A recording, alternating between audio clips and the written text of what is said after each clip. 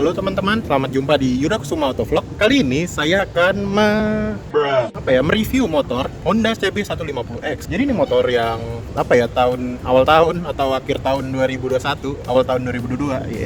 Intinya ini motor adalah motor yang viralnya sebelum ya yang sekarang Fazio ya. Jadi ini motor termasuk cukup gempar karena bisa-bisanya gitu, maksudnya segmen adventure itu kan sebenarnya banyak yang demen, tapi nggak banyak motor yang pabrikan yang mengeluarkan motor adventure untuk cc di bawah 200 lah atau 250 sebenarnya.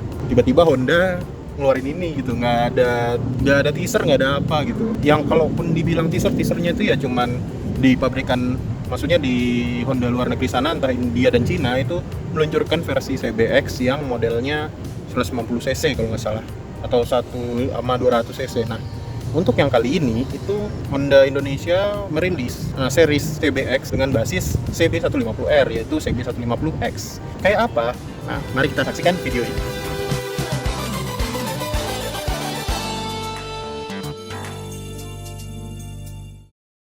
Jadi pertama-tama ini adalah Honda CB150X.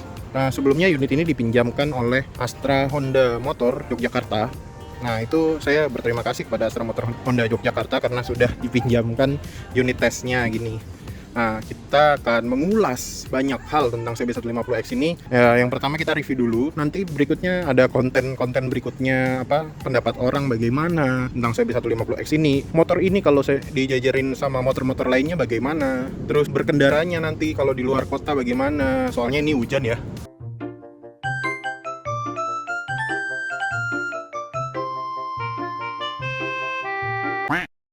Masih hujan, jadi kemungkinan hari-hari kedepannya gitu ya, nanti saya upload satu-satu. Nah, oke guys, ini adalah Honda CB150X yang tentunya ini adalah versi special edition ya, special edition. CB150X sendiri memang ditawarkan dalam 3 varian. Warnanya itu ada yang merah, ada yang hijau, dan yang satu ini adalah matte black. Matte black ini dikategorikan sebagai special edition. Dan special edition itu perbedaannya ada 5. Dan kalau kita lihat sebenarnya secara tampilan CB150X ini kelihatan banget ya basisnya dari CB150R, dimana kita udah tahu banyak kalau itu ya pesaingnya dari Fiction gitu kan. Tapi kalau dibilang ini cuman basisnya dari CB150R terus dimodif gitu, ya gak ada masalah juga. Soalnya ini kan kalau menurut saya, pada saat saya pengalaman membawa motor ini atau apa, kalau dibandingkan dengan CB150R, itu feel berkendaranya itu beda. Tes berkendaranya itu udah beda dibanding sama yang CB150R. Dia itu lebih, kalau menurut saya, ini adalah desain yang lebih mature dibanding CB150R. Walaupun pergerakannya lebih ke arah adventure gitu ya. Tapi menurut saya sih, saya lebih srek ini CB150R yang di-build yang saya mau kayak gini gitu. Dia kaki-kakinya kokoh, lebih handal kayaknya juga. Terus juga posisi duduknya juga lebih enak gitu. Kita coba tilik satu persatu dulu. Kita lihat dari depannya ini emang ada common part dari CB150R.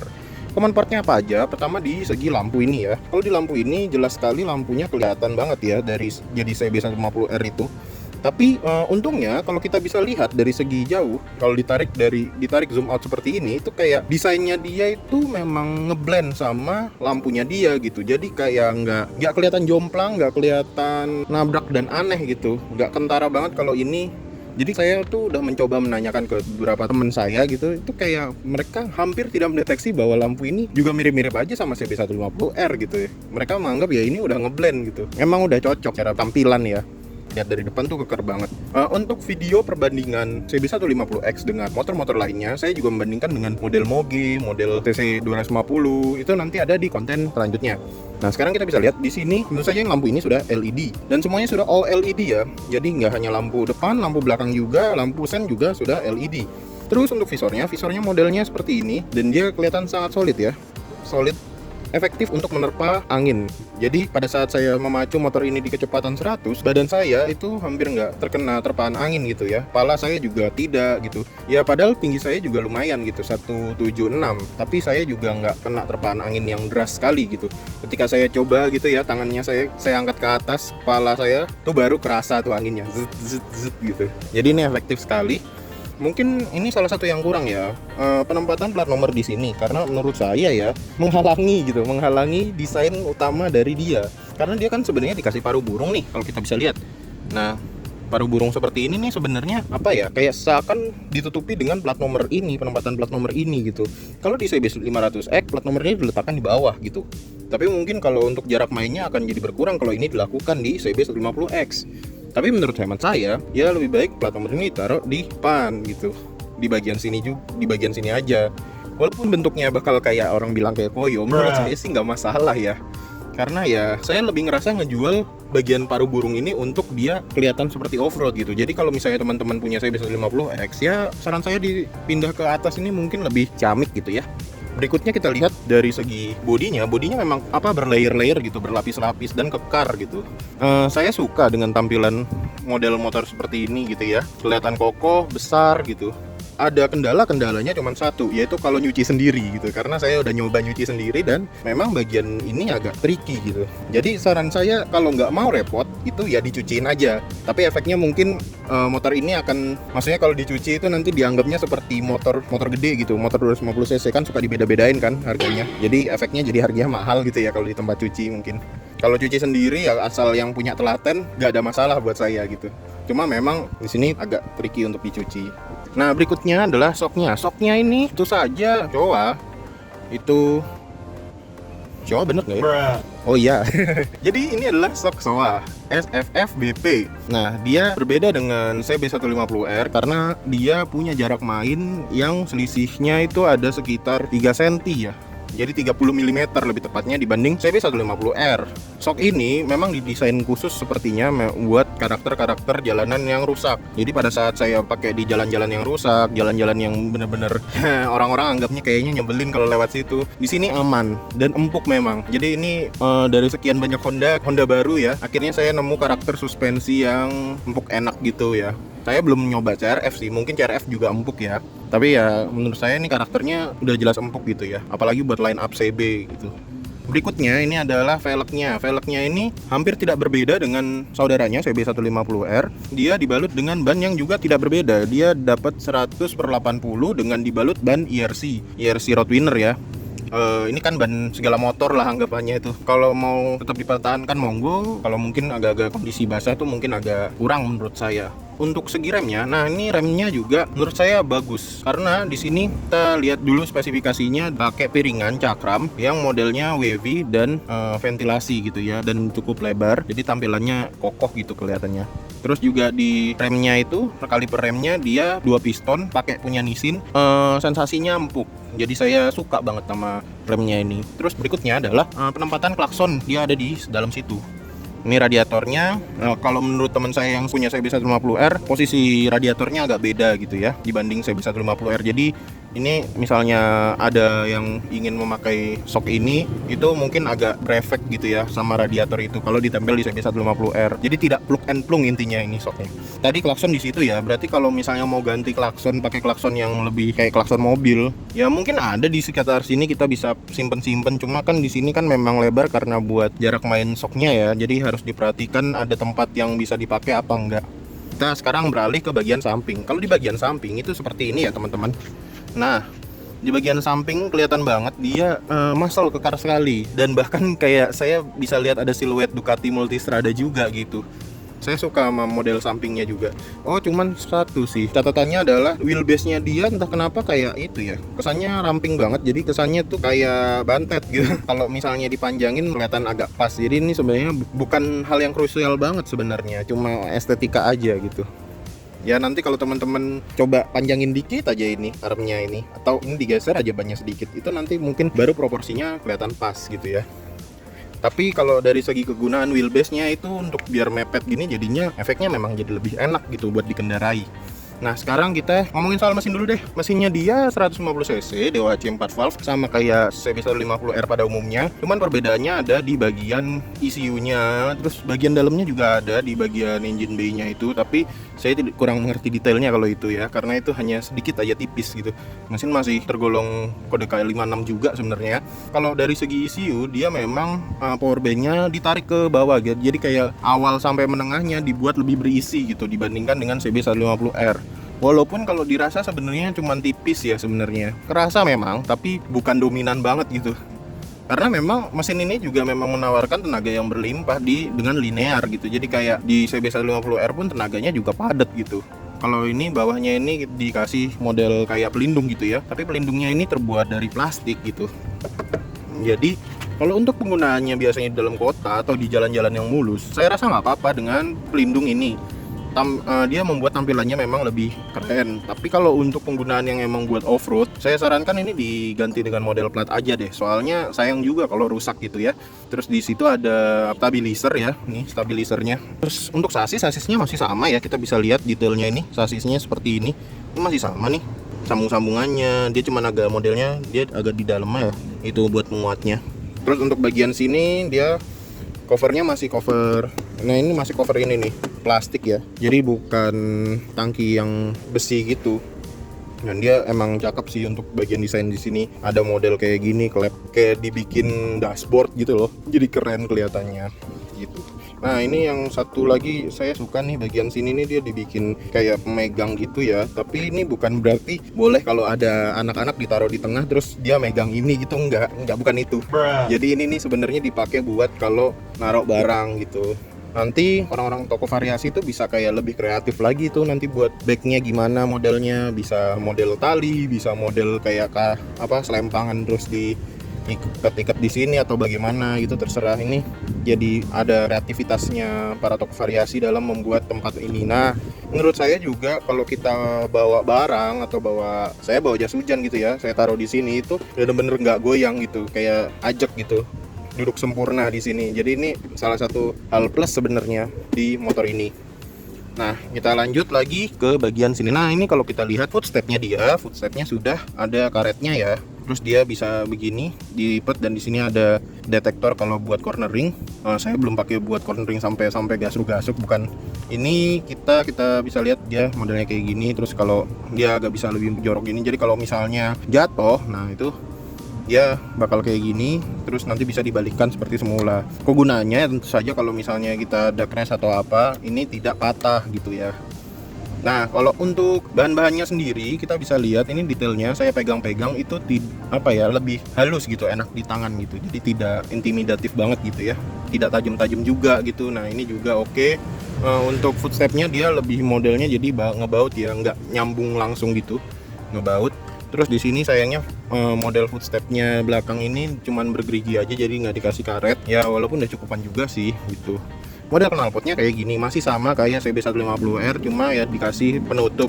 Kayaknya kalau model CB150R dan CBR150R yang generasi sekarang juga sudah dikasih penutup. Jadi ini sebenarnya sama aja, kalaupun ada bedanya cuma sedikit. Suaranya lebih ngebas, itu aja, sedikit bass gitu, tapi tetap mirip-mirip aja gitu.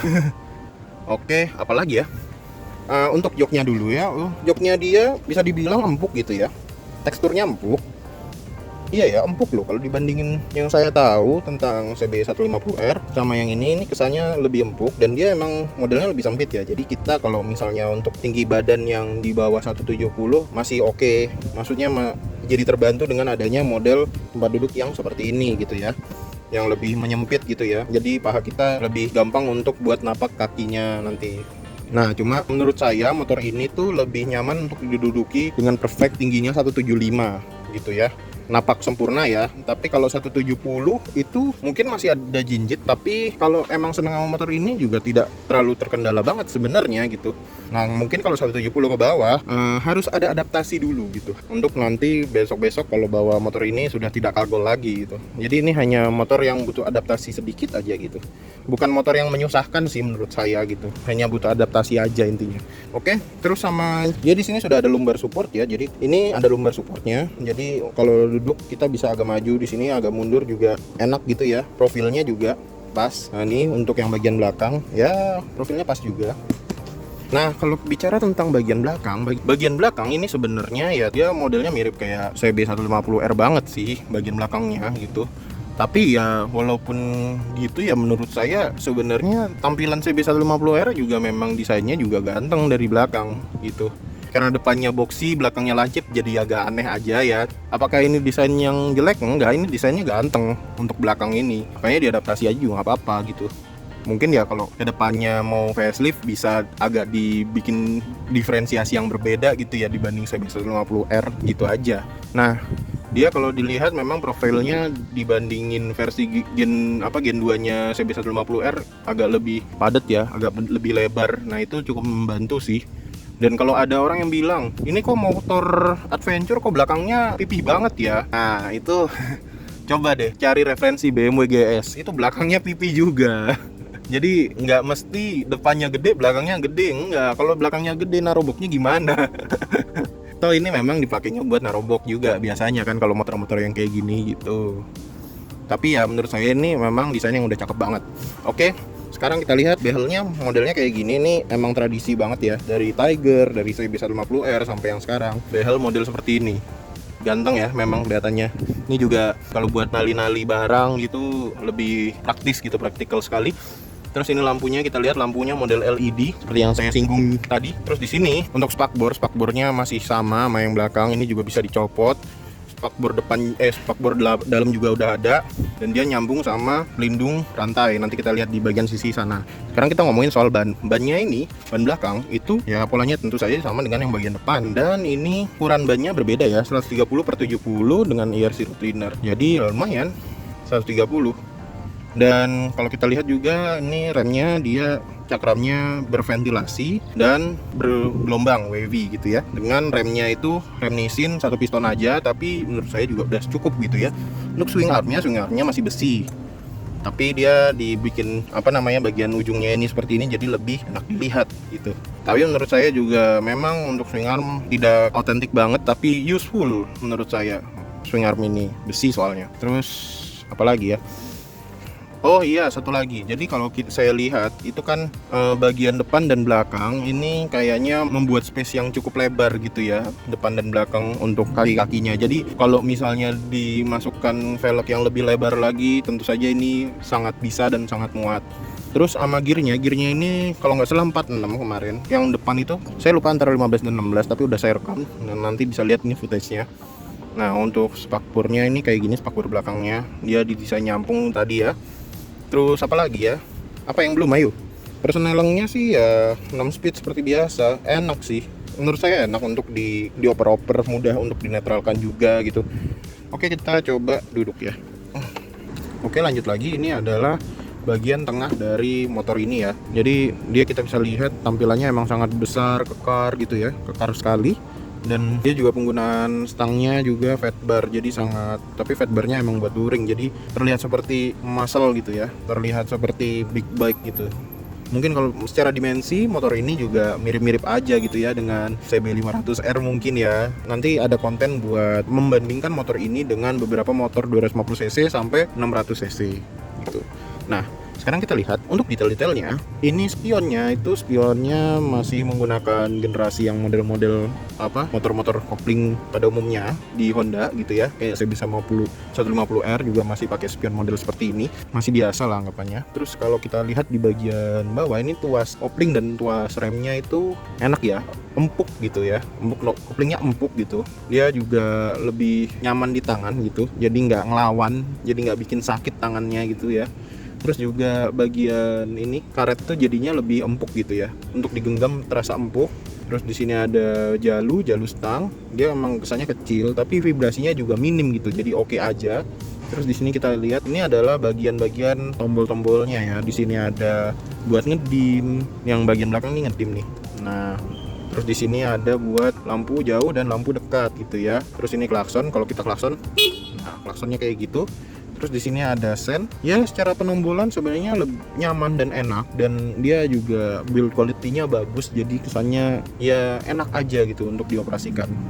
Terus berikutnya kita lihat di bagian sini. Nah bagian sini pertama tuas remnya itu empuk ya, empuk enak gitu. Tadi kan saya juga udah bilang dia juga pakem gitu, jadi udah empuk pakem, mantep ya.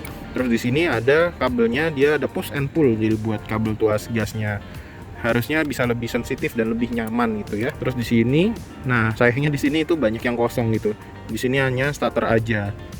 Terus di sini kayak ada dummy tapi nggak tahu buat apa gitu. Bahkan di sini nggak ada engine cut off gitu, sayang sekali. Padahal engine cut off tuh cukup krusial sih menurut saya untuk hal-hal apapun gitu ya. Misalnya butuh matiin mesin dengan cepat. Kalau kayak gini kan matiin mesinnya harus kita raih bagian sini. Dan ini juga salah satu poin yang jadi catatan ya untuk ini saya lepas dulu. Nah Ini bagian tempat kuncinya itu sangat dalam ya. Ya wajar karena ini kan sebenarnya posisi aktualnya shocknya paling atas tuh di sini memang. Terus ini kan risernya memang tinggi sekali gitu kan. Nah jadinya efeknya adalah tempat kuncinya juga jadi dalam gitu, tidak seharusnya gitu. Lah kejepit. Iya jadinya dalam gitu. Dan untuk mengontaknya juga sulit gitu. Karena dia harus dirogoh gitu. Harus niat untuk kita masukkan kunci. Soalnya biasanya kan kalau emang mau pergi aja masukin kontak kunci itu nggak harus jadi beban pikiran gitu. Ini jadi kayak susah ya gitu. Kayak gitu. Dan bahkan karena ini minusnya engine cut off, itu akan menjadi kita jadi lebih kepikiran lagi untuk harus segera matiin mesin, malah rogo-rogo lagi gitu kan, yang emang hanya bagian itu aja gitu. Tapi kalau dari segi fungsional, tampilan dan fungsional ini sangat cakep banget dan mendukung sekali gitu ya. Nah, kita nyalakan. Nah, ini bisa kelihatan di sini speedometernya kayak gini modelnya. Yuk kita zoom lagi lebih jauh. Sayangnya di sini siang ya, jadi kita kalau malam ini sangat putih gitu, jadi sangat kelihatan sekali. Itu hal yang positif sih menurut saya. Jadi speedometernya bisa lebih jelas lagi. Oke teman-teman, sekarang saya akan menerangkan soal speedometernya, fitur speedometer dari Honda CB150X ini. Kita bisa lihat ya, di atas ini ada tachometer dan yang di bawah ini ada speedometer. Di sini ada indikator gear, di sini ada jam, di sini ada average konsumsi bahan bakar, dan di sini ada indikator BBM. Sorry ya, ini banyak banget suara-suara sawah. Nah, ini average konsumsi bahan bakar yang B. Iya benar. Terus di sini ada total perjalanannya, MID-nya itu 250 km. Terus ini trip A, ini trip B. Yang terakhir ini kalau misalnya kita mau ngukur bahan bakarnya ketika kita dari titik A dan B. Ini average-nya tadi ya. Oke, kira-kira itu aja. Yang di bawah nanti mungkin diteranginnya berikutnya. Nah, kalau lihat ada indikator di bawah lagi, di sini ada indikator buat sen, terus di sini lampu jauh, sen kiri. Jadi ini sen kiri dan ini sen kanan, terus di sini indikator injeksi, ini netralnya, dan ini indikator suhu. Ada logo Honda dan modelnya dibingkai seperti ini. Memang mirip sama klan CB yang lain gitu, tapi menurut saya juga nggak ada masalah. Terus dia dikasih topi, jadi biar kita bisa lebih mudah memantau karena ditutupi gitu ya, jadi lebih gampang buat dipantau. Nah, terus dan cara pandangan, kita melihat pandangan ini kamera ini jarak pandang saya ya, jadi lebih mudah untuk memantau speedometer gitu. Jadi oke lah ini buat saya. Terus apalagi ya, sangat fungsional sih menurut saya rata-rata di sini. Terus di sini bagian sini ada logo CB150X, terus modelnya kayak gini, dia lebih menjorok ke dalam, jadi lebih kalau buat nyimpen barang enak gitu loh kalau buat saya sih, naruh barang gitu nggak jatuh-jatuh. Nah ini kita lihat tangkinya, ini dia modelnya flip flop ya tangkinya ini. Terus dia di sini sudah ada ini pengamannya, dan dia kayaknya double ya, jadi ada ininya bagian pengaman di bagian luar sini dan bagian dalam yang modelnya di tengah sini. Jadi untuk naruh nozzle langsung PW gitu ya, langsung oke, ready to full. Nah tinggal diklik jadi udah selesai. Jadi simple sekali ya, simple sekali.